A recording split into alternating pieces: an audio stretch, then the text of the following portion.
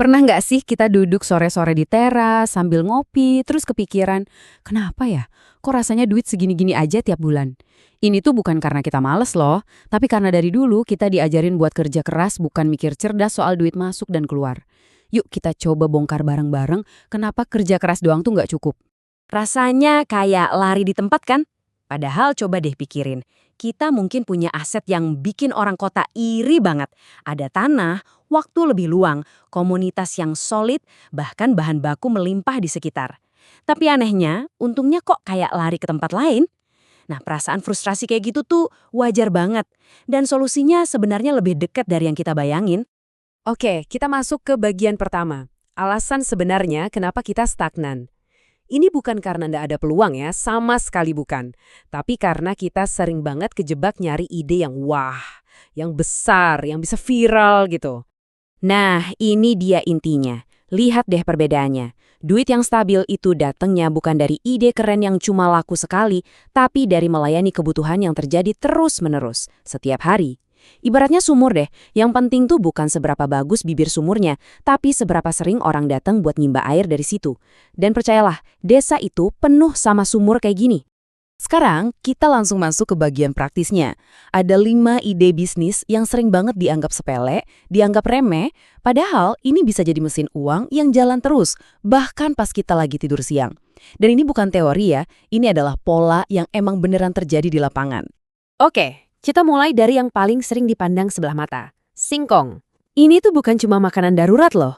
Ini adalah emas terpendam, bahan baku yang super fleksibel, murah, ada terus panjang tahun, dan pasarnya luas banget.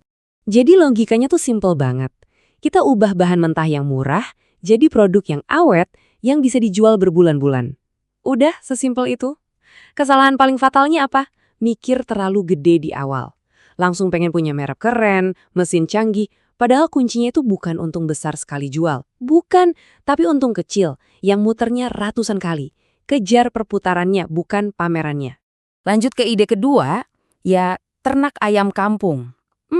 Banyak yang mikir ini ribet dan ya bau. Tapi justru disitulah kekuatannya. Kenapa? Karena ayam kampung itu punya nilai yang tinggi di mata masyarakat. Logikanya gini, kita jual produk yang dianggap lebih sehat dan lebih enak. Jadi harganya bisa lebih premium dan pasarnya tuh loyal banget. Yang bikin orang gagal di sini biasanya bukan ayamnya, tapi cara ngaturnya. Mereka nyampur aduk antara hobi sama bisnis. Coba deh, anggap kandang ayam itu laporan keuangan yang hidup. Catat berapa yang netes, berapa yang hidup, biayanya berapa. Kuncinya cuma satu, disiplin. Oke, sekarang kita geser ke sesuatu yang kelihatannya kota banget, padahal di desa juga orang haus sama hal-hal baru. Jangan salah ya, tren itu nyebarnya cepet banget sekarang. Anak muda di desa nonton TikTok yang sama kayak anak kota. Kuncinya itu bukan niru mentah-mentah, tapi adaptasi. Bikin es kopi susu, cilok kuah pedes, atau minuman warna-warni. Dan ini yang paling penting, jangan nawarin terlalu banyak pilihan di awal. Fokus ke satu produk andalan, satu aja. Pastiin rasanya konsisten, jam bukanya jelas, dan pelayanannya ramah. Ini tuh kayak buka keran kecil yang netes terus-menerus setiap hari. Nah, kita masuk ke ide yang jarang dibahas karena kelihatannya nggak seksi, tapi stabilnya luar biasa. Bisnis yang dibutuhin pas orang lagi capek dan sibuk. Jangan pikir ini cuma buat di kota ya. Ritme hidup di desa sekarang juga makin cepet kok. Logika bisnis ini tuh dasar banget. Orang yang capek rela bayar buat dapat kenyamanan. Ini bisnis yang dibangun di atas kepercayaan. Sekali pelanggan percaya, mereka tuh malas pindah ke lain hati. Jadi, yang bikin laundry bertahan itu bukan mesin yang paling canggih, tapi disiplinnya. Baju nggak ketuker, wanginya pas, dan selesai tepat waktu. Ini bisnis soal keandalan. Ide kelima ini yang paling sering dianggap remeh karena hasilnya nggak kelihatan secara fisik. Apa itu? Bikin konten tentang kehidupan desa. Banyak yang mikir, itu kan cuma hobi. Padahal, di zaman sekarang, perhatian itu adalah aset yang sangat berharga. Logikanya adalah kita manfaatin keunggulan yang nggak bisa dibeli pakai uang. Suasana, keaslian, dan ritme hidup yang santai. Orang kota tuh nyari pelarian visual dari kebisingan. Dan kesalahan paling umumnya adalah ngarep dapat duit cepet. Padahal ini tuh kayak nanam pohon, 6 bulan pertama mungkin sepi banget. Tapi coba deh konsisten setahun, baru deh kita mulai ngerasain teduhnya. Ingat, konsistensi itu ngalahin kesempurnaan. Oke, setelah kita lihat 5 ide yang kelihatannya beda-beda banget, dari keripik, ayam, kopi, laundry, sampai konten, sadar nggak sih ada satu pola, satu benang merah yang nyambungin semuanya? Nah, ini dia benang merahnya. Semua bisnis ini berhasil karena mereka nyatu sama kehidupan sehari-hari. Mereka tuh basisnya kebiasaan, bukan tren sesaat yang datang dan pergi. Orang udah paham produknya, jadi kita nggak perlu buang-buang duit buat ngejelasin. Kekuatan mereka itu ada di kesederhanaan dan keteraturan. Sekarang kita masuk ke bagian paling penting dari obrolan kita. Tadi kita udah tahu apanya. Sekarang kita bahas kenapanya, yaitu pola pikir yang wajib kita punya buat berhasil. Ini dia, tantangan terbesarnya itu bukan modal, tapi kekuatan mental kita buat tetap berpegang sama rencana.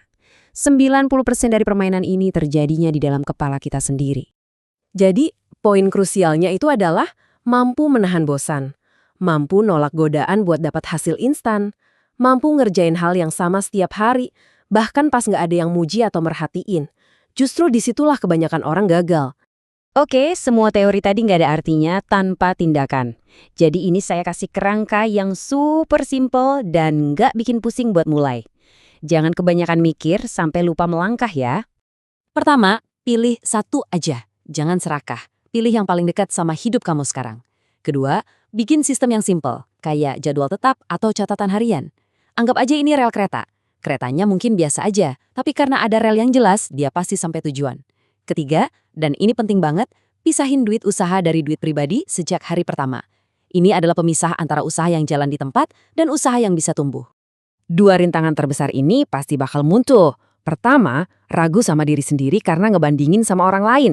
Solusinya, ukur kemajuanmu pakai datamu sendiri, bukan data orang lain. Kedua, omongan sekitar. Ingat, yang ngomentarin hidup kita belum tentu yang nanggung biaya hidup kita. Udah, fokus aja sama hitungan kita sendiri. Oke, ini bagian terakhir. Giliran kamu mengambil kendali. Ingat ya, kebebasan finansial itu nggak dibangun dari satu lompatan besar, tapi dari langkah-langkah kecil yang nggak pernah berhenti. Begitu kita punya satu aja mesin uang yang stabil, posisi tawar kita dalam hidup bakal berubah total. Sekarang, giliran kamu. Dari 5 ide tadi, coba pikirin mana yang paling dekat sama hidupmu sekarang. Udah, jangan nunggu sempurna. Pilih satu, mulai minggu ini juga. Dan kasih komitmen buat ngejalaninnya selama 90 hari ke depan. Perubahan ekonomi itu bukan hadiah loh.